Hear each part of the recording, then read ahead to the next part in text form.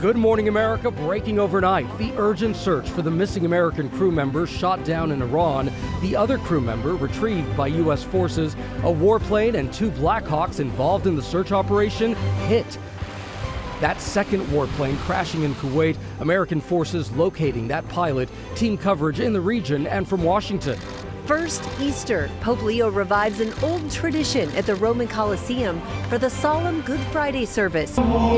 30,000 worshipers praying with the first American Pope as he prepares to celebrate Mass Sunday in St. Peter's Square. Coyote attack caught on camera. The moment the animal took down a 4-year-old boy in an LA County driveway. His mom coming to the rescue. What she's saying this morning. GMA Health Alert. More than 3 million over-the-counter bottles of eye drops sold at popular retailers recalled over safety concerns. What you need to know. Mission milestone, NASA's news to the Artemis II crew. You are now closer to the moon than you are to us on Earth. The stunning new images of Earth captured from space. Plus, we talk with the crew and what lies ahead for the historic mission.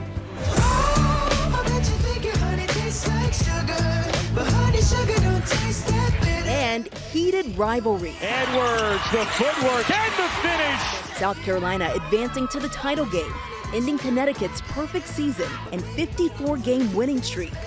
Tempers flaring on the sidelines. And overnight, UCLA toppling Texas. UCLA is not done dancing! Punching their ticket to the final, setting up a heavyweight showdown. As we say, Good morning, America! Live from ABC News headquarters in New York City, it's Saturday. Good morning, America. Not heated rivalry, Morgan. Yeah. Oh, yeah. I've got to catch up there. Good morning, America. It is good to see you. Rhiannon Alley and Morgan Norwood here on the desk with me this morning. How about the women's Final Four, huh? Overnight sparks flying as it really became the Final Two, down from 68 teams, with the final taking place tomorrow afternoon. We're going to bring you the highlights from the games and preview today's men's Final Four matchup. Yeah, those two games were pure cinema, but it was what happened after the game that everyone's talking about this morning. People talking about that. But we do have a lot of other news to get to, including the astronauts on their way to the moon, enjoying the ride. Look what they see. This is incredible. Wow. NASA says they are now more than halfway to the moon, and these stunning images are coming from them. Just incredible. It really puts it all in perspective. We'll get to that shortly, but we do have a lot of news to get to, including the Middle East, those fast-moving developments there, and the urgent search for that missing crew member from the American F-15 shot down over Iran. The plane normally carries a crew of 2, but 1 American service member was retrieved from Iran, and another warplane involved in that search was also hit, but made it back to Kuwait. ABC News foreign correspondent Britt Clennett joins us now from Jerusalem. Good morning, Britt. Good morning, Morgan. Well, the race is on to find that 1 U.S. crew member still missing after a 2-seater F-15 fighter jet was downed over Iran. According to U.S. officials, a second American aircraft and 2 Black Hawk helicopters were also struck during the search and rescue mission. This really marking a new and potentially dangerous stage in the conflict. This morning, an urgent search and rescue operation underway for the U.S. airman who was on board that American fighter jet shot down over central Iran, now missing for more than 24 hours. It's the first time Iran has successfully downed a manned American aircraft in this war, as it now enters its 6th week. U.S. officials say there had been 2 crew members on that F-15, one of them rescued Friday, ejected and now out of Iran, but the fate of the other still unknown.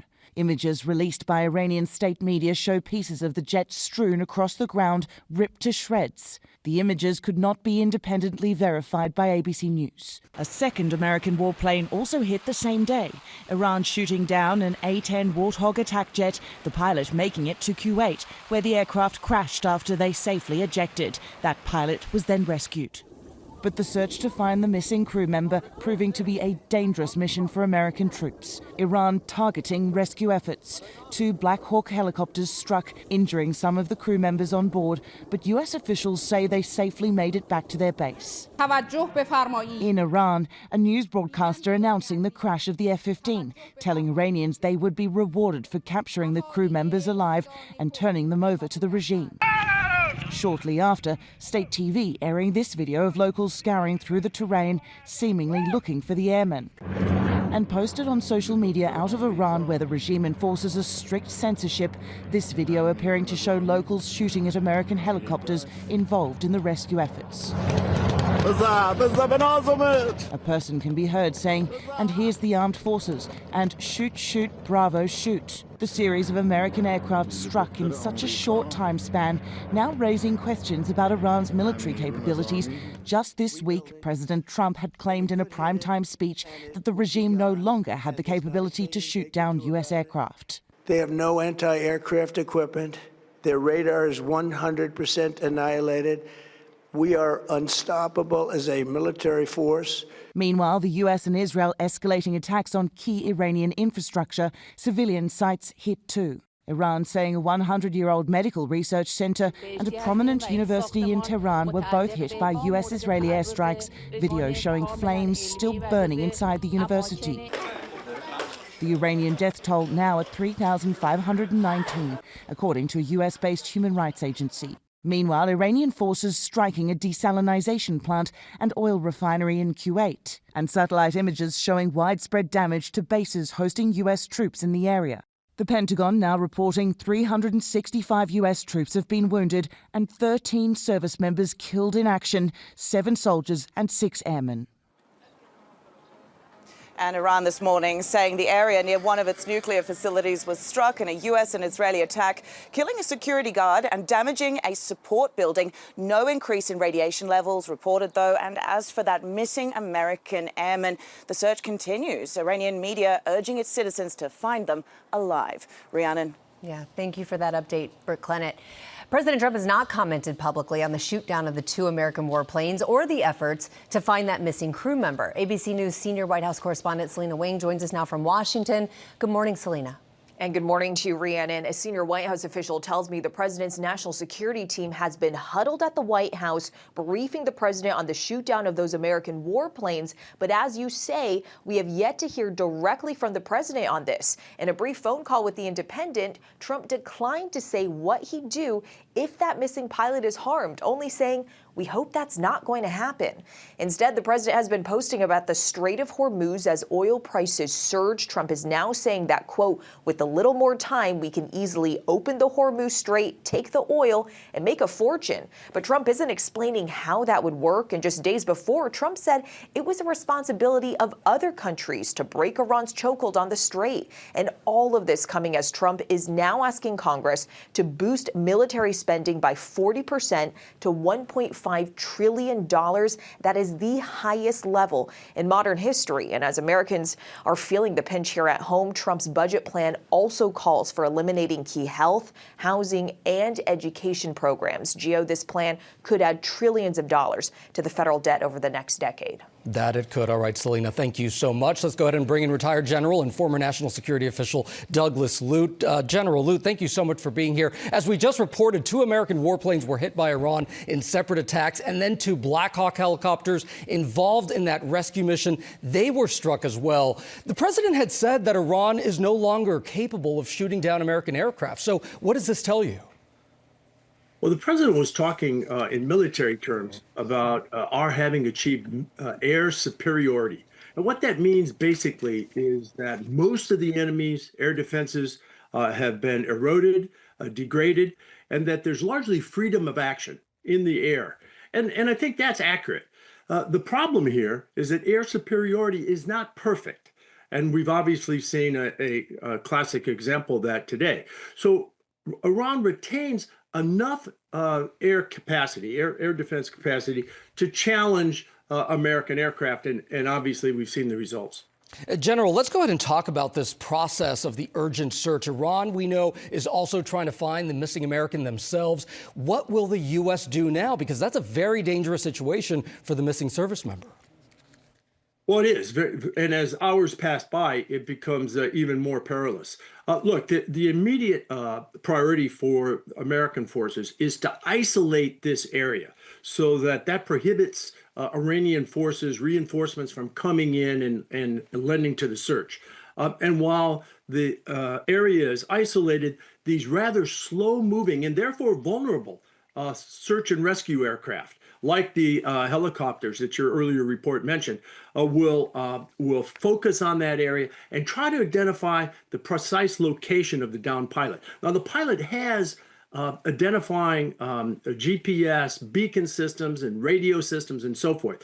So if the pilot's able, he or she will be signaling the search and rescue aircraft and hopefully lead to a recovery. All right, General Douglas Lute, thank you so much for joining us here on GMA on this important story. We appreciate it. Morgan.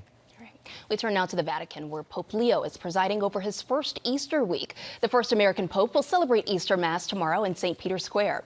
ABC's Marcus Moore joining us now from London with the latest. Good morning to you, Marcus. Hey, good morning, Morgan. This is Pope Leo's first Holy Week, and Leo, the first American Pope, was elected last May following the passing of Pope Francis almost 1 year ago. And last night, another historic moment for Leo, becoming the first Pope in more than 30 years to carry the wooden cross to all 14 stations at Rome's Colosseum. Those 14 stations, of course, representing the path Jesus took from his death sentence to his crucifixion and eventual burial. 30,000 faithful were outside waiting. This Holy Week, of course, a busy one for the Pope. Yesterday, he also presided over a Passion of the Lord celebration service in St. Peter's Basilica. And tonight he'll hold an Easter vigil where he will baptize new Catholics. And tomorrow, Pope Leo is expected to preside over an open-air mass at St. Peter's Square, and then, of course, deliver his Easter blessing to the world. And while he has kept with tradition since taking over the papacy, Leo has not shied away from geopolitics. This week, speaking out on the war in Iran, saying he hopes that President Trump, quote, is looking for an off-ramp. Gio. Boy, that was really something, seeing him there at the Coliseum. Marcus Moore, thank you so much. This morning, the astronauts aboard the Orion, they are settling in and enjoying the view as the spacecraft speeds towards the moon. In fact, we've just learned that they are halfway there, and they are getting an amazing view. As of 30 seconds ago, you are now closer to the moon than you are to us on Earth. This morning, with the Artemis II crew halfway into their mission to the moon, the stunning new images of Earth captured from space. NASA releasing these photos Friday, snapped by Commander Reed Weissman from the Orion spacecraft's window. This one showing the Earth backlit. The four-person crew on schedule to begin the lunar flyby on Monday afternoon, which will slingshot the Orion capsule around the far side of the moon before heading back to Earth. It was really great to wake up this morning and look out the window and see the full moon off the front of the vehicle. NASA officials saying Orion's navigation and propulsion systems are performing so well that they did not need to perform Friday evening's scheduled trajectory burn. That's a timed firing of the spacecraft's engines or thrusters to keep it on course. It shows that our navigation performance and our ability to get ranging has been outstanding. I had the exciting chance to speak with the crew late Thursday night as they reacted to that spectacular view of Earth. There's nothing that prepares you for the breathtaking aspect of seeing your home planet both lit up bright as day and also the moon glow on it at night. Do you feel the weight of history knowing that you're going to be traveling farther than any other human? You know, it's a remarkable thing. You would think it would be weighty, but we just feel like we're lifted up by the team that supports us. Sending 4 humans 250,000 miles away is a Herculean effort, and we are now just realizing the gravity of that. Gravity indeed, something that is not lost on this team of astronauts. We call amazing things that humans do moonshots for a reason, because this brought us together and showed us what we can do when we put, not just putting our differences aside, when we bring our differences together and use all the strengths to accomplish something great. Amen. And what a moonshot they are on, huh? And stay with us here, because in our next half hour, we're going to be joined by former NASA astronaut Katie Coleman, who's going to break down what comes next. She was there with me in Florida watching the launch. That was an incredible interview you did with them as well. Thank you. I cannot believe the technology to speak with them 20,000 miles away. Incredible, Gio. Thank you. We turn now this morning to a 4-year-old boy who is recovering after a terrifying encounter with a coyote in a suburb outside of Los Angeles. ABC's Alex Stone joins us now from L.A. with details on this. Alex, this video is so scary to watch. It really is, Rhiannon. Good morning. Here in L.A., coyotes are pretty normal to see roaming around. Outside of our L.A. bureau here, there are even signs warning us to be on the lookout. We see them walking around the parking lot. But this week, a scary encounter between a boy and a coyote. A frightening scene caught on camera. The terrified screams of a little boy as he's attacked by a coyote. 4-year-old Solomon was standing in his grandparents' suburban driveway, his mother just a few feet away unloading the car, when a coyote approaches, grabbing and pulling him to the ground. His mother immediately coming to his rescue and rushing him inside as the coyote runs off. Our station KBC speaking with her. And all of a sudden I just hear him screaming, and I turn around and I scream as well because I see the coyote on top of him. The terrifying incident caught on surveillance camera in the LA suburb of Carson. I was so scared because I know how bad it could have been. My initial response was just, I need to get him away and I need to see if he's okay. Solomon suffering puncture wounds to his torso and leg. Was that a little bit scary with the coyote? Tell us about it. It bit me. A DNA test shows a coyote that bit Solomon was also responsible for an attack earlier this year and possibly 2 other attacks since last week. And they worked really hard to make sure that they did capture the coyote responsible for this quickly. We're really hoping that those test results from DNA come back and they do confirm that the 2 additional attacks were also from the same coyote. And so scary. Overnight Fish and Wildlife telling us a coyote they say bit Solomon has been captured and euthanized. And guys, experts say, well, generally coyotes don't want to approach humans, that they can try to drag away pets and young children. If you do encounter a coyote, they say keep a safe distance, back away slowly, make yourself tall and very loud. Morgan. Such good tips. So glad little Solomon is okay, but what a wild encounter. So glad his mom was standing right there. Yes, made all the difference. Oh, the excitement is building as the women's NCAA final is now set. There were once 68 teams, and now there are just 2. ABC's Christiane Cordero has been following it all. She was at the games last night in Phoenix and joins us now to talk. Christiane, I couldn't sleep last night. These games were so good. Yeah, you and me both, Rhiannon. Good morning to you. What a night for the Gamecocks and Bruins, each avenging heartbreaking losses in front of a packed arena here in Phoenix and buying themselves 40 more minutes of basketball with it all on the line. This morning, the women's NCAA championship game is set between South Carolina and UCLA. UCLA taking care of business against the Longhorns. A crowd comes, Betts unfazed. Senior Lauren Betts led the way with 16 points and 11 rebounds for the Bruins in a game that was otherwise dominated by defense. Texas forward Madison Booker, who averages more than 19 points per game, scored just 6. UCLA is not done dancing. The Bruins now head to their first NCAA final in program history. We've all dreamt of being in the position and we're all very, very thankful, and we expected to be here. And then it was revenge of the rematch. South Carolina has stunned UConn. The Gamecocks bringing the heat to the Phoenix desert. Edwards, the footwork, and the finish. Handing the defending champ Huskies their first loss since last February, and punching their ticket back to the title game. I knew I had to impact the game in any way I could. I wanted this win. Tanaya Latson led the Gamecocks scoring, also notching 16 points and 11 rebounds. The Gamecocks defense held the Huskies to their lowest point total of the season, with star UConn forward Sarah Strong and fellow All-American AZ Fudd scoring just 20 points combined. Now Dawn and Gino getting into it a little bit on the And this tense exchange between rival coaches Dawn Staley and Gino Auriemma just as the game clock expired. Assistant coaches and referees separated the two as Auriemma walked off the court. I'm of integrity. So if I did something wrong to Gino, I had no idea what I did. I guess he thought I didn't shake his hand at the beginning of the game. I didn't know. I went down there pregame, shook everybody on his staff's hand. I don't know what he came with after the game. For 41 years, I've been coaching, and I've been, 25 Final Fours. And the protocol is, before the game, you meet at half court.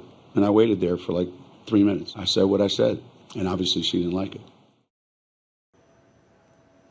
And with that result, South Carolina has now beat UConn in 5 of its last 7 matchups, this one snapping a 54-game win streak. Less of a history between the Bruins and Gamecocks, and we know, Rhiannon, it is the championship.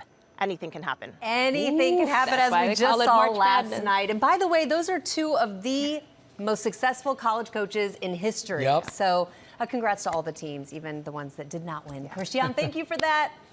You can catch the women's final Sunday at 3:30 Eastern right here on ABC. It is going to be so good. You told me both of you were going for South Carolina. Yeah, South Carolina. So UCLA, I'll give you a little love too, all right? All right, still ahead here on GMA. A fast-moving wildfire explodes in Southern California. There, flames burning dangerously close to homes. The latest on the Springs fire, that's ahead.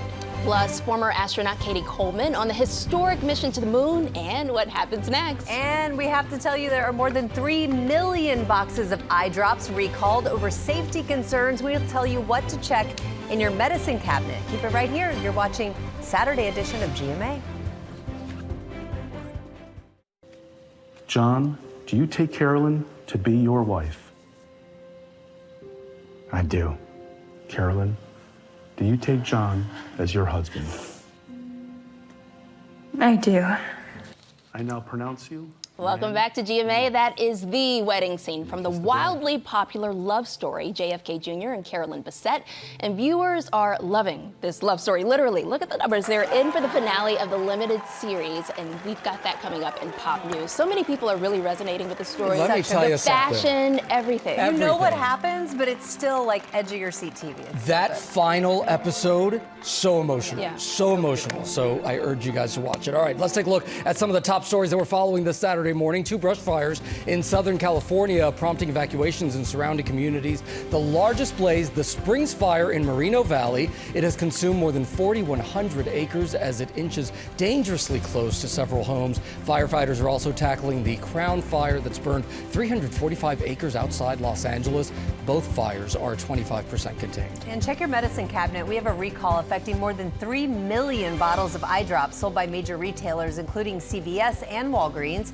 The FDA says the products may not be sterile. The voluntary recall also reveals the drops made by KC Pharmaceuticals may cause temporary adverse health consequences. That sounds scary. No comment from the company this morning, but again, check your medicine cabinet. And check this out, a milestone night for Mavericks rookie Cooper Flagg at just 19 years old. He is now the youngest person in history to score, get this, 50 points in an NBA game. Flagg literally flagging it down, this career stride in Friday's matchup with the Orlando Magic. In all, he scored 51 points. He put up 27 points over the first 3 quarters alone and surged ahead in the fourth with 24. Unstoppable. Ooh, go I Coop. interviewed him at the draft last year. He's so humble, too. Yes. Oh, good for him. Congratulations, man. All right, we got more now on NASA's Artemis II mission, ready to make history as the crew speeds towards their flight around the moon. And joining us now from Florida is retired astronaut Katie Coleman. Oh, Katie, it is so good to see you. Welcome. Thank you. So nice to talk to you. Absolutely. Such a great week. Such a great week. And we were there together at the Kennedy Space Center. We have a little picture here because I just want to prove we were together there at this historic launch. There we are right there. We've got the assembly building right behind us. I know you've been following this mission very, very closely. As someone who has actually been to space, what do you feel watching this all, especially with the history this crew is making? I am just excited every single minute. And of course, there's a technical side and just the wonder side of where they are and what they're able to do, what they're testing. And on the technical side, I'm, looking at the milestones, hoping the answers are always go, and good. But on the wonder side, it's just, I feel like they've done so much to bring us up there with them. They have the cameras on all the time, and they're really expressive about what they're seeing and what they're feeling. Gio's not the only person with a picture with Katie. I think we all were there for Artemis 1, that test launch. That's right. So Katie, I remember that. And we talked at length about this. But what other goals do these astronauts hope to accomplish while they're there? Well, there is so much. I mean, we may think they're just kind of like waiting to get to the other side of the moon and come back and home, but every minute is really packed with basically checking out the capsule, understanding, are the systems working? Is the bathroom working? Which, of course, there were some wrinkles with, but they seem to be fixed. Is that they woke up cold yesterday morning? Understanding, all the systems on this spacecraft interact, and when then you put 4 humans in there, they've done all the simulations, they've really wrung it out, but it's always different in real life, just like down here. And so they're trying to understand how are we going to take care of humans, doing human tests, understanding what the effects of radiation are on them, and also some samples of basically their DNA in cells, understanding those things, and getting ready to do science on the moon and to actually take photographs that are meaningful for geologists. Just incredible. And Katie, a lot of us weren't even born during the last lunar mission. It's been 50 years. Why the large gap? Well, because NASA's been busy basically getting ready for this mission. All of the missions add up, and I think I can't name them, but hundreds of thousands of people, all of their work, not just the astronauts, but the control teams, the designers, if they turning bolts, designing things, even the people who make sure that we launch, safely to cook our food. I mean, you name. There's so many people that add up to making this mission happen. But we built a space station. We've had it up there for 25 years. Done experiments. Understand how to do experiments up there so that the precious moments on this mission are used wisely. So NASA's been busy. There's a lot of things that have to happen like in parallel to end up being able to go and actually make a permanent presence on the moon. So they've been doing that. Speaking of precious moments, when you're sleeping in space, you've been telling me that that's one of your favorite moments. You spent 159 days in space. What was that like? I loved living up there. And I remember my first 16-day mission, I just couldn't believe we had to come home because there was so much good work to do. And so, I didn't want to come home. I got to go to the space station and live up there. And I would have spent another 6 months in a minute because of the work that we do up there. And that's why, one of my most favorite moments from that mission was actually the first 2 days where we were in our tiny Soyuz capsule circling the Earth, just the three of us in orbit. And I think that's such a special thing. That's what these people are doing, all four of them. They are four people that represent all of us. And they are exploring for us. They're bringing us with them. And I urge people, the NASA channel on YouTube is coming up, I think, for first or second on everybody's feed. Check in on the crew. They're awake during the U.S. daytime. Oh, well said. I just love that. Katie, thank you for helping us celebrate the wonder of this all. We appreciate it. Oh, so exciting. Thank you, Katie Coleman. The stage is set for the Final Four matchups in the men's NCAA tournament. The team's gearing up to battle it out on the court today. Joining us with his take on all of it is ESPN basketball analyst Seth Greenberg. Seth, we are so happy to have you. Let's jump in. If the women's Final Four is any indication, expect the unexpected tonight. So let's start with UConn versus Illinois. Huskies freshman Braylon Mullins hit one of the most dramatic threes in March Madness history to kill Duke's Final Four dreams. He became an instant hero. What is the key to UConn winning today? This is going to be a low possession game. Both teams play at a slow pace, so you got to do a couple things. You got to take care of the basketball. You can't turn the ball over and give Illinois extra possessions. They got to rebound the ball because they can't give Illinois extra possessions. Then they got to knock down some threes. This Illinois team is an elite offensive team, but you're going to have to score, and they're going to have to play through Tyrus Reed. Tyrus Reed's a big, wide body in the NCAA tournament, averaging about 23 points a game, 13 rebounds. He's an absolute problem. So those are the focal points for Connecticut to have a chance to win this game. I want to talk about the evening game, too, because it sees two number ones going head-to-head. We've got Arizona versus Michigan. We know the Wildcats, they've been a really physical team. They love to score in the paint, really aggressive there. But will that be enough to win? Because we know the Wolverines are really aggressive when it comes to defense as well. Yeah, Michigan is a really good basketball team. And whenever everyone talks about Arizona, they score in the paint, but it's how they score in the paint. They don't just throw the ball into the paint. They drive it. They get to the offensive glass. And they get to the free throw line, and that's going to be a big thing. They get to the free throw line 24 times a game, so Michigan's going to have to defend without fouling. Michigan, on the other hand, all right, they are explosive. They have a player named Yaxel Lenneberg, who's an absolute matchup problem. So the impact he has on the game, and then in the backcourt, Jaden Bradley, the Big 12 Player of the Year for Arizona against Elliot Cadeau, that will be a matchup to watch. But that is an absolute rock fight. That is absolutely a big, big-time game. A lot of people think the winner of that game wins the national championship. Ooh, all right, so a lot to watch there. The stakes are high. All right, so Seth, Michigan looked invincible in their 33-point drubbing of Tennessee in the Elite Eight. So what will it take to win this game and go on to the championship? Impose their identity on the game. They want the game to go up and down. They want to score ahead of the defense. Their front court is absolutely dominating. You're talking about Ademara, 7'4" with a 7'4" wingspan. Maurice Johnson, 6'9", 250 with a 7-foot wingspan, and Yaxel Lenneberg. So in the front court, they have an opportunity to potentially put a lot of pressure on that Arizona front court. But the game's going to be won in the backcourt. They need to take care of the ball as well.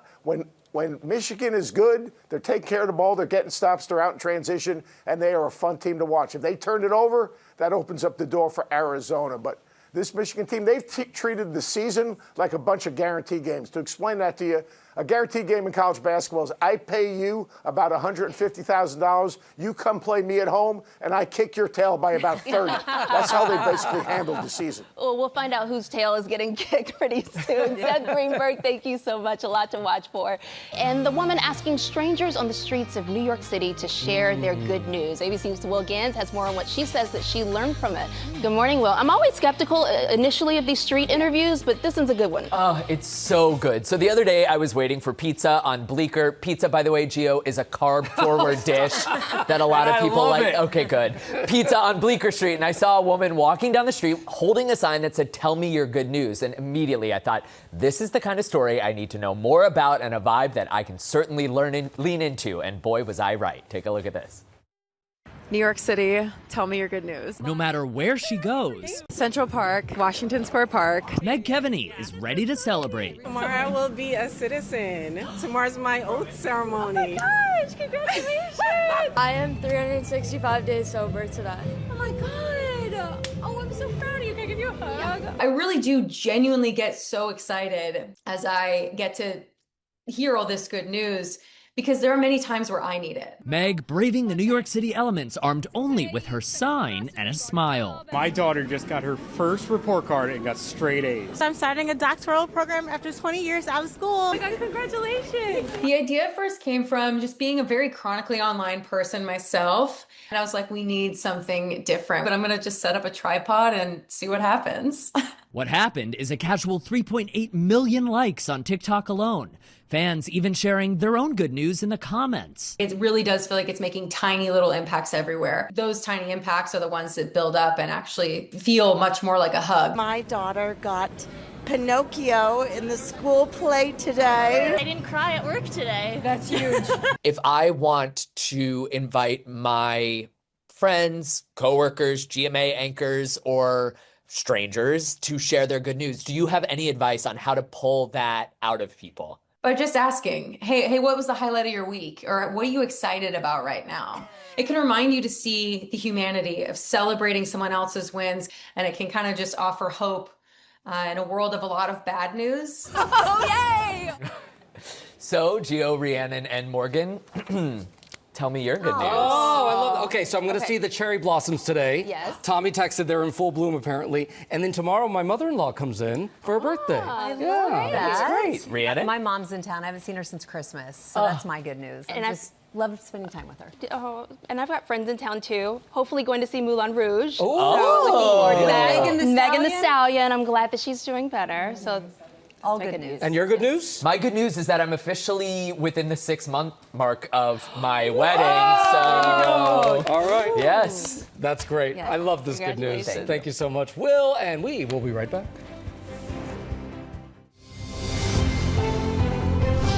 Good morning, America. It's our second hour. Breaking overnight, the urgent search for the missing American crew member shot down in Iran. The other crew member retrieved by U.S. forces, a warplane and 2 Black Hawks involved in the search operation hit. That second warplane crashing in Kuwait, American forces locating that pilot. We are live from the region. Game changer? The FDA approving a new weight loss pill. Could it make GLP-1 drugs easier to get? And what you need to know. Air scares. Recent plane incidents have many questioning flight safety. I went to a training center where flight crews prepare for real-world emergency. Keep everything action here. I'll take you inside the rigorous, hyper-realistic training where what I learned could keep you safe in the skies. It's an ABC News exclusive. And back on the ground, we're celebrating Earth Month, stepping into wonder with a new campaign from National Geographic and a very special guest telling us why it's so easy being green. Being a frog has always given me a front row seat to the wonders of the natural world. He'll tell us more about that wonder as we say, Good morning, America. It's Saturday morning. This is GMA. Oh, it's Earth Month. I can't wait to see the cherry blossoms in Central Park today. Good morning, America. Great to have you here. We've got a lot to get to this morning, including that incredible mission around the moon. The Artemis 2 mission crossed a crucial and historic moment yesterday. We're going to have more on that in a moment and those images. Yeah, looking forward to that. We also have an inside look at Pope Leo's Good Friday, where he carried the cross at Rome's Colosseum. About 30,000 people gathering outside in prayer. Oh, I still have tears watching that. We begin, though, in the Middle East this morning in the urgent search for that missing crew member from the American F-15 shot down over Iran. The plane normally carries a crew of 2. One American service member was retrieved from Iran. Another warplane involved in that search was also hit but made it back to Kuwait. ABC News foreign correspondent Britt Clennett joins us now from Jerusalem with more. Good morning, Britt.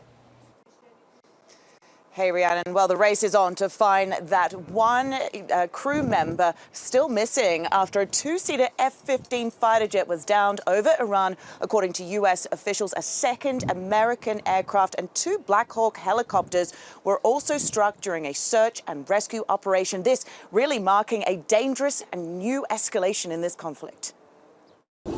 This morning, an urgent search and rescue operation underway for the U.S. airman who was on board that American fighter jet shot down over central Iran, now missing for more than 24 hours.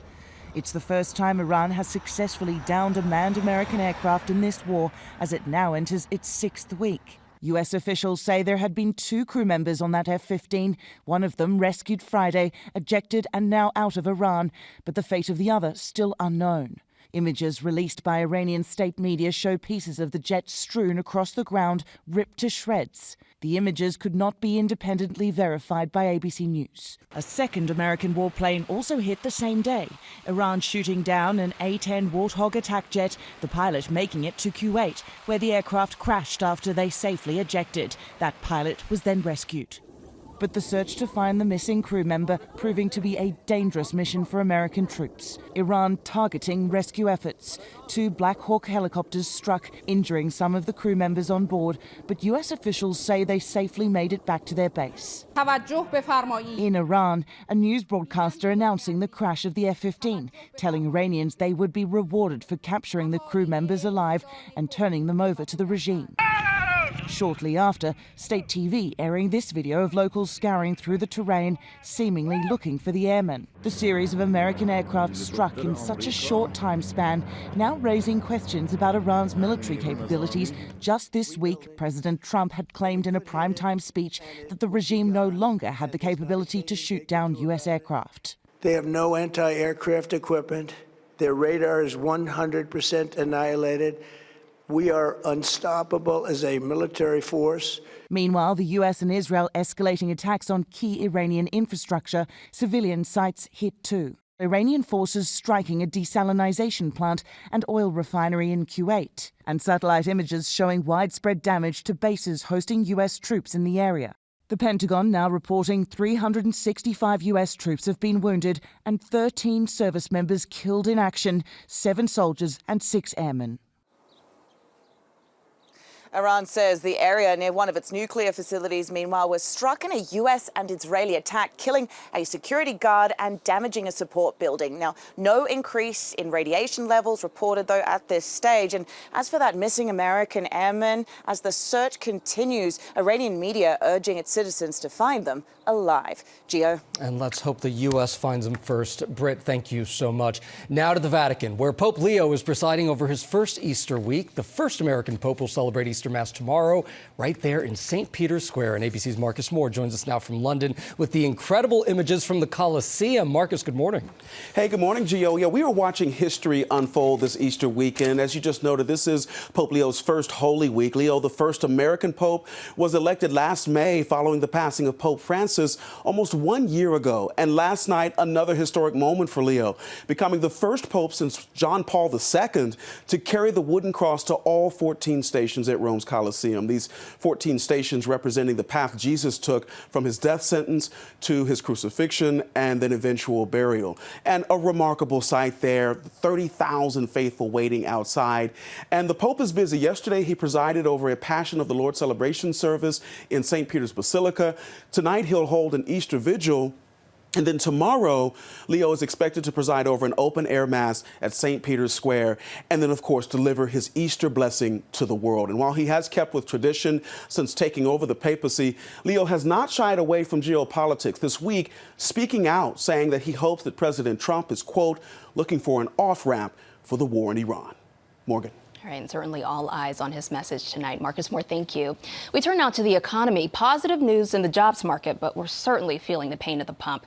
ABC's Andrew Dimbert is here to break it all down. Good morning to you, Andrew. Good morning, Morgan. Energy prices continue to surge amid the war with Iran. The average price for a gallon of gas in the U.S. now $4.10, up $1.16 since the conflict began. In California, gas is creeping toward $6 a gallon, all being driven by oil spiking. Crude last closing at over $111 a barrel, the highest since Russia invaded Ukraine back in 2022. And short of reopening the Strait of Hormuz, where 1/5 of the world's supply flows through, there seems to be no relief in sight. The cost of diesel skyrocketing, now averaging $5.53, according to AAA, costs already being passed down to the consumer. United says it's raising baggage fees an extra $10, and Amazon will soon charge its sellers a new 3.5% fuel and logistics fee. Domestically, though, some good signs in the labor market, the economy adding 178,000 jobs in March, and the unemployment rate dropping slightly to 4.3%. The Federal Reserve will be looking at all of this as the central bank weighs cutting, holding, or even potentially raising interest rates later this month. Rhiannon. All right, we'll keep watching those fuel prices. Thank you so much, Andrew. And this morning, a recall of more than 3 million bottles of eye drops. The drops were sold by several large retailers, including CVS, Kroger, and Walgreens. According to the FDA, the recall was issued due to a lack of assurance of sterility. The products include eye drops for redness relief and artificial tears. They were manufactured by KC Pharmaceuticals, and they were sold under various brand names. We have more information on exactly what you need to look for in your medicine cabinet on our website. Very important stuff right Definitely there. want to check that out. All right, well, coming up on our GMA morning menu, the FDA has approved a new GLP-1 weight loss pill, but why some doctors say this is a big step forward. Also ahead, an exclusive look at the training flight crews undergo to keep you safe in the sky. And from the bees to the trees, a new Earth Month campaign takes a look at our natural world. It's so beautiful. We'll be right back. From the bees to the trees.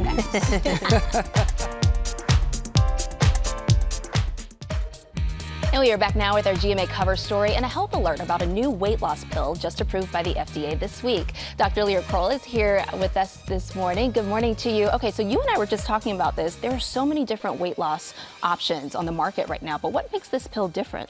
So this is the second weight loss pill in its class to be approved, and it's a big deal because until now, most of the GLP-1s available to us have been injectable medication. So this works like the other GLP-1s, mimics a hormone in the body that lets us stay fuller for longer. But what sets this pill apart is its convenience factor. You take it 1 time per day. There are no restrictions around the specific timing of that or food and water, so it's harder to mess up. And for so many people who may feel uncomfortable injecting themselves, it's really a lot less intimidating. When we look at the trials behind this medication, people who were on it for a year and a half lost 25 to 27 pounds. Wow. In that time, things like cholesterol and blood pressure came down as well. So this is really great. Yeah, I was hearing it's pretty similar to the injection.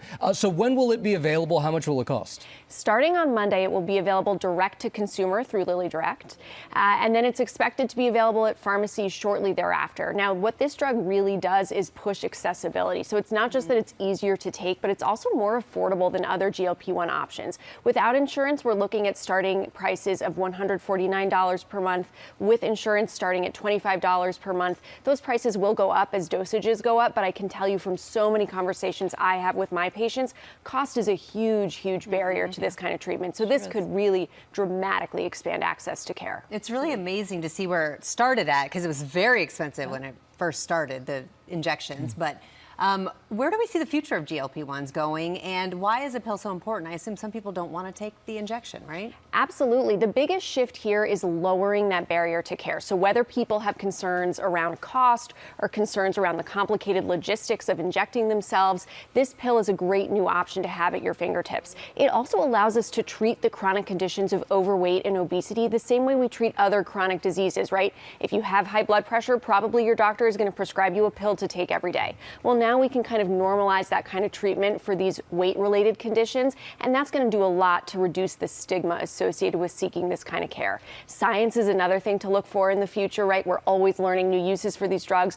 We're looking at how we can use them to treat weight-related conditions like sleep apnea, diabetes, cholesterol, dementia, you name it, we're studying it. And then whenever we have this conversation about this class of drugs, we do have that question hanging over our head, is this a forever medication for me? Yeah. And for a lot of people, the answer to that is yes, because it's a treatment for a chronic condition, not a cure. But this pill could be a way to transition off injectables. All right. Game changer. Absolutely, Dr. Leah Kroll. You always break this down so easily. Thank you so much. Thank you. Yeah. Thank you. All right, we are going to turn now to an ABC exclusive. Things can change very quickly on an aircraft, from engine problems to unruly passengers, but crews go through extraordinary training to keep you safe. And they put me through some of that training. It is dramatic and realistic. Take a look. Come this way, jump inside, get away from the engine! Aviation emergencies can be terrifying. In March, passengers forced to evacuate on slides after a smoking engine forced an emergency landing. Last week's tragedy at LaGuardia, leaving 2 pilots dead, all passengers escaping. In 2025, this crash resulted in the plane flipped on the runway. Leave everything, drop it, let's go! Its passengers evacuating while walking on the ceiling of the plane. And then there's that Alaska Airlines flight 2 years ago when a door plug flew out. Now this morning, Alaska Airlines giving ABC News an exclusive look at how its crews prepare for real-world emergencies at their training facility outside Seattle. Send them away from the plane! Leave everything! Exit here! That crew, knowing what to do because they were trained well on our procedures, did everything right. I joined these flight attendants to train on a hyper-realistic mock aircraft, all to help you stay safe in an emergency. Leave everything! Watch as the cabin fills with smoke and we evacuate. You two, stay at the bottom, help people off! One type of emergency they train for, lithium-ion battery fires. Experts say keep lithium-ion batteries under the seat and accessible, not in the overhead bins. Can I get you out of the seats here, please? Watch as flight attendants use a fire extinguisher, protective gloves, and a fireproof containment bag. Last year, there were nearly 100 incidents involving lithium-ion batteries on planes, and Alaska estimates that there are between 500 and 800 devices on each flight. Sometimes you have smoke filling the cabin, or there's a battery fire, or a number of things that happen. So why is that training so important? It's important because in the air, you can rely on each other and your team to kind of take care of these items. We want them to be prepared for anything.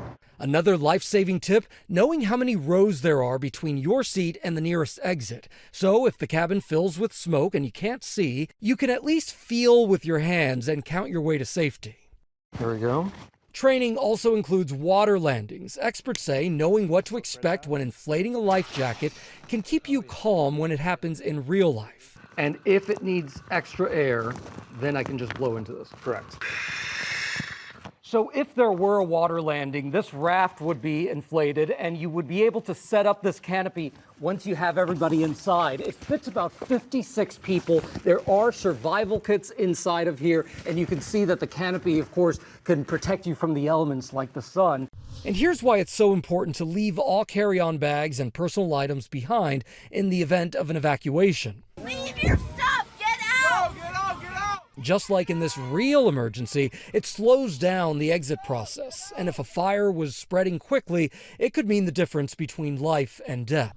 The message for passengers, while you may be tempted to tune out those seemingly obvious pre-flight safety instructions, bringing them front of mind could save you critical seconds in the event of a real emergency. The more you are aware of where your exits are, how your seatbelt works, what to do if those oxygen masks come down, the more prepared you'll be. And trust your flight attendants that they'll get you that Coke, but they'll also save your life. They will. That is their real job, right? So 2 more tips here from experts at the Flight Safety Foundation.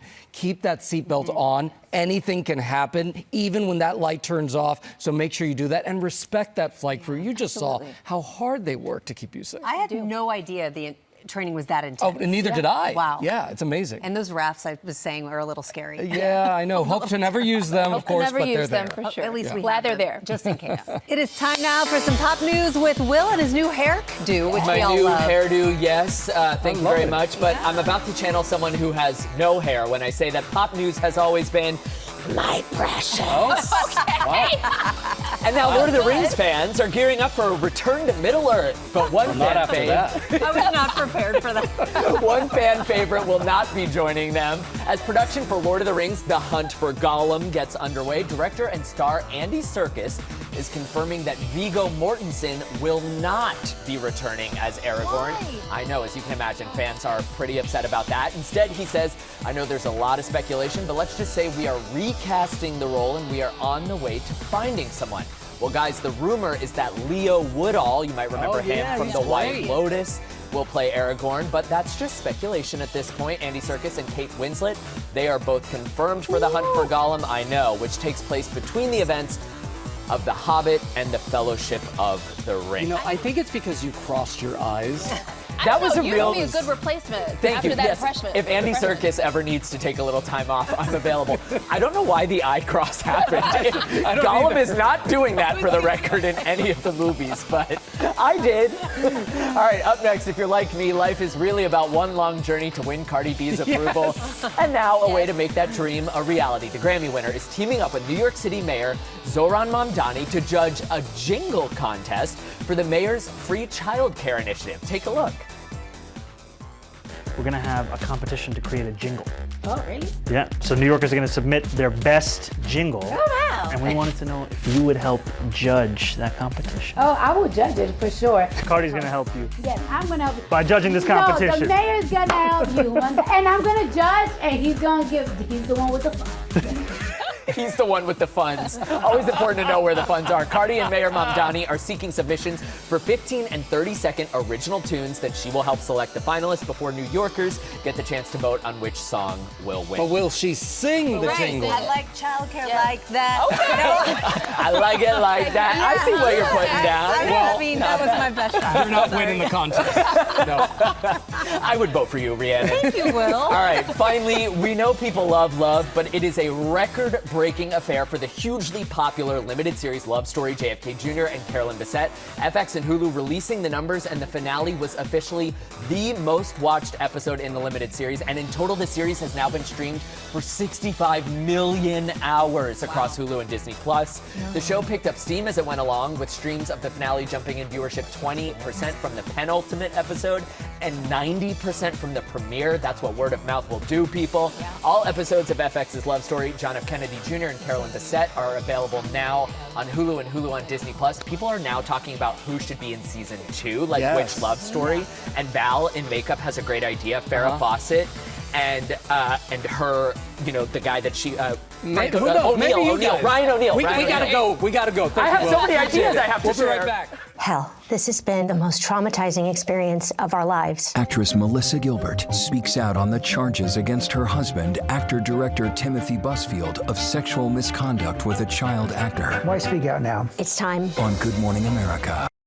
Let's take a look now at some of the top stories we're following on this Saturday morning. President Trump ordering the Department of Homeland Security to pay all workers as the partial government shutdown now nears an 8th week. The directive includes Coast Guard civilians, some FEMA employees, and cybersecurity workers. Trump signed a similar order last month for TSA workers. 2 brush fires are prompting evacuations in Southern California. Look at that. The Springs fire in Moreno Valley has consumed more than 4,100 acres as it inches dangerously close to several homes. Firefighters are also tackling the Crown fire that's burned 345 acres outside Los Angeles. Both fires are 25% contained. And new reaction from actress Blake Lively after a judge dismissed her sexual harassment claims against Justin Baldoni. Lively posted a statement on social media saying in part she vows to keep up her fight against, quote, digital violence. Lively says she brought this case forward due to the retaliation she claims occurred after asking for a safe working environment on the set of the movie This Is Us. Lively claims of retaliation and breach of contract will proceed to trial. Morgan, what you got? You know, Rhiannon, I've been waiting all morning to do this pickleball. I've been getting my arm warmed up here. We're back now with Secret Savings. Gio, you ready? You're not ready for this. Okay, here we go. And of course, Will Ganss is here to referee and also get us some bargains. Here's another as well. ball for you. Yes, that's exactly right. Pickleball season is officially here, and these core pickleball sets will allow you to play the game anywhere, literally anywhere, anytime. Yes, without having to search for or reserve a court time. Now let's set these nets up in seconds. As you can see, that's all it takes. You can play indoors, in the driveway, full court games. Choose the kit that works for your space, whether that's a studio or at home. Graphite and carbon filter paddles, all lightweight, designed for great spin and durability. More than 60% off from Core Pickleball. Unfortunately, it does not come with lessons for the people that you're playing with. He just got whooped. Yeah. Okay, we'll go with that. We'll go with that. Up next, gift, prep, serve, and decorate next level quality boards with this set right here. These are crafted from wood with natural grain variations that make every piece truly unique. They're food safe and built to be passed down from loved ones to the next generation. Personalization is what makes them unforgettable. They're laser engraved by skilled artisans. Amazing gifts for weddings, housewarmings, holidays, and beyond. We have cheese maps. We have recipe boards where you can put your grandma's handwriting on a board, names, whatever you want it. Save 35% on a big assortment from Maple Leaf at Home. 10 out of 10. Oh, good. And the cheese, too. All right. Restore dull knives to razor sharp. Any sharp knife sharpeners have a strong power grip suction cup that attaches to any smooth top. So you just push this down and it suctions in. So you're not going to need your hands to hold it in place. It'll be safe. You can see, I mean, it's going to stay wherever you stick it, people. Serrated knives as well. 5-in-1 scissors do everything from cutting credit cards and opening plastic packaging to cracking nuts and cutting herbs. They're the ultimate tool for kitchen and household tasks. Save 45% from any sharp on our site right now. Love that's this. cool. Yes, It's a a great great gadget. gift for the chefs in Yes. your lives. All right, up next, changing phones, running out of memory, or simply want Always. the peace of mind to secure a backup of your camera roll. Ultimate Backup is for you. Simply plug into your phone, tablet, or computer, download the free app, and press Start Backup to save your photos, videos, and contacts, and no internet required beyond that point. Works with iPhone, Android, Mac, or PC. There's even a model for extra large files if you've got a bunch of videos, if you're into content creation. Save at least 50% today. It's the gift of peace of mind. I hate when you start getting that. I know. I always get running that out of alert battery. that I'm running out of storage on my phone. Nothing worse. All right, hot flash chills. This is a personal thermostat for your wrist. So, you know when you dip your toe into cold water and you can cool your whole body, or maybe you take a sip of hot cocoa, your whole body warms up? The same temperature science is behind the Ember Wave. At the touch of a button, it activates your thermal senses using precise cooling and warming sensation. From night sweats to hot flashes to chills, you can help control how you feel. 50% off plus free shipping from Ember Labs. Oh, all great bargains. Thank you so much, Will. And of course, we partner with all these great companies on these huge savings. You can get them by scanning the QR code that you see there on your screen or going to secretsavings.com. I want to add that there's a lot more on sale, discounted right now on secretsavings.com beyond just these products, okay? So go check them out. Definitely go check that out. Now, we are celebrating Earth Month. A nature-filled campaign called Step Into Wonder has just launched from our parent company, Disney and National Geographic. ABC's Perry Russum is here with more. We were talking about how National Geographic does the best documentaries. It really is stunning. So this campaign is called Step Into Wonder, and the idea is to encourage all of us to embrace our natural world and the wonder it inspires. I was just checking this out on Disney Plus last night. There's a great new documentary. It's called Secrets of the Bees. It's done by Nat Geo. It uses groundbreaking technology to show us the world of the bees. Look at this video here. We have never seen bees in this way before. James Cameron worked on this project. 2 episodes are out right now. Then we This is real video, not This is AI. real video. It's like A Bug's Life, but real. Wow. Then we also have another documentary. It's called Orangutan. This is this one here. It's produced by Disney Nature, and it's narrated by Josh Gad. We all love Josh Gad. Yeah. So it takes us to the treetops of Southeast Asia, where we follow an orangutan preparing to leave her family for the first time. That comes out April 22nd, which is Earth Day. So Secrets of the Bees already out, 2 episodes. And then Orangutan Comes out April 22nd. Yeah. Okay, and you mentioned Josh Gad and James Cameron, but there are other celebrities involved? One of my favorites, Kermit. Oh, yeah, that's the biggest celebrity. He'll tell you too. Yeah. Miss Kermit- Piggy won't say that. Miss Piggy wants to have some words, apparently. Yeah, so Kermit is one of the celebrities from the Disney and Nat Geo family who's telling us what inspires him about nature. Take a look. Hi-ho, Kermit the Frog here. You know, people often ask me why I love the swamp, and, well, usually I tell them it's because it's my home. But, also, the flies are delicious and the rent is cheap. Well, truthfully, being a frog has always given me a front row seat to the wonders of the natural world. Yeah, wonders like sharing the beauty of a sunrise or watching for shooting stars at night with friends. Moments like that, we all feel lucky. We feel lucky to take in the splendor our world has to offer. And that's what wonder is. It's that heart-thump feeling when you realize your own little lily pad is part of a much bigger, beautiful world. And, gee, I wouldn't have it any other way. Hi-ho, Kermit the Frog here. Kermit having us crying on this Saturday. I think with Artemis, too, a lot of us are thinking about where we are physically and where we want to go. And I think that some of these documentaries coming out are so impactful. I mean, Secrets of the Bees, I was watching it last night. It's beautiful, stunning, breathtaking. You guys have to check it out. Oh, my gosh, wait. That was awesome. And there's much more to come because you can stream the entire Earth Month collection on Disney Plus now. Okay, shall we go to outer space? Yes, let's go to space. Us to the moon. Let's go there. This morning, the astronauts aboard Orion are settling in and enjoying the view as the spacecraft speeds towards the moon. Take a look at these brand new pictures right now of the moon by the Artemis II crew. They are getting closer and closer, and the 4 astronauts on board, this is just the beginning for them. Take a look. The image is stunning. As of 30 seconds ago, you are now closer to the moon than you are to us on Earth. This morning, with the Artemis II crew halfway into their mission to the moon, the stunning new images of Earth captured from space. NASA releasing these photos Friday, snapped by Commander Reed Weissman from the Orion spacecraft's window. This one showing the Earth backlit. Just this morning, GMA spoke with retired astronaut Katie Coleman. I feel like they've done so much to bring us up there with them. They have the cameras on all the time, and they're really expressive about what they're seeing and what they're feeling.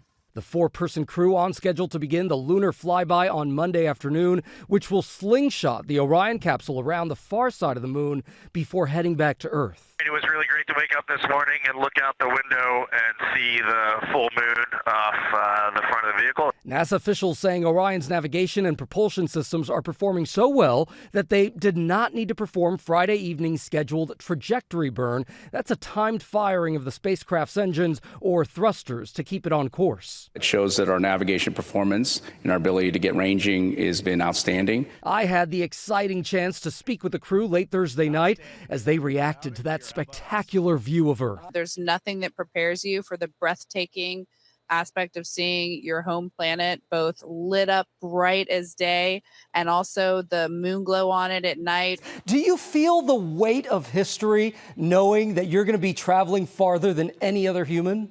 You know, it's a remarkable thing. You would think it would be weighty, but we just feel like we're lifted up by the team that supports us. Sending 4 humans 250,000 miles away is a Herculean effort, and we are now just realizing the gravity of that.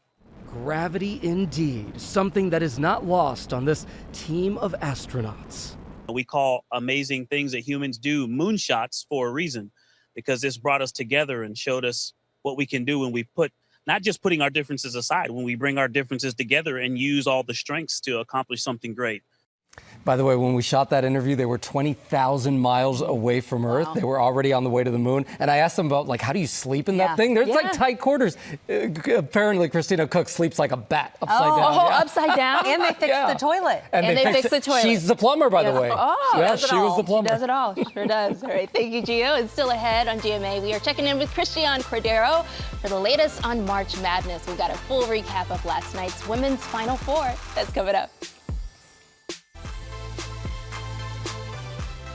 We are back now on GMA with more March Madness. The women's final is set with South Carolina, UCLA set to face off tomorrow for the title. Our Christian Cordero is in Phoenix with all the action. Good morning, Christian. Hey guys, good morning. Yeah, what an incredible night, especially for the Gamecocks and the Bruins, each avenging heartbreaking losses in front of a packed arena here in Phoenix and buying themselves another 40 minutes of basketball with it all on the line. This morning, the women's NCAA championship game is set between South Carolina and UCLA. UCLA taking care of business against the Longhorns. The crowd comes, Betts unfazed. Senior Lauren Betts led the way with 16 points and 11 rebounds for the Bruins in a game that was otherwise dominated by defense. Texas forward Madison Booker, who averages more than 19 points per game, scored just 6. UCLA is not done dancing. amazing. The Bruins now head to their first NCAA final in program history. We've all dreamt of being in the position and we're all very, very thankful, and we expected to be here. And then it was revenge of the rematch. South Carolina has stunned UConn. The Gamecocks bringing the heat to the Phoenix Desert. Edwards, the footwork, and the finish. Handing the defending champ Huskies their first loss since last February, and punching their ticket back to the title game. I knew I had to impact the game in any way I could. I wanted this win. Tanaya Latson led the Gamecocks scoring, also notching 16 points and 11 rebounds. The Gamecocks defense held the Huskies to their lowest point total of the season, with star UConn forward Sarah Strong and fellow All-American AZ Fudd scoring just 20 points combined. Now Dawn and Gino getting into it a little bit on the And this tense exchange between rival coaches Dawn Staley and Gino Auriemma, just as the game clock expired. Assistant coaches and referees separated the two as Auriemma walked off the court. I'm of integrity. So if I did something wrong to Gino, I had no idea what I did. I guess he thought I didn't shake his hand at the beginning of the game. I didn't know. I went down there pregame, shook everybody on his staff's hand. I don't know what he came with after the game.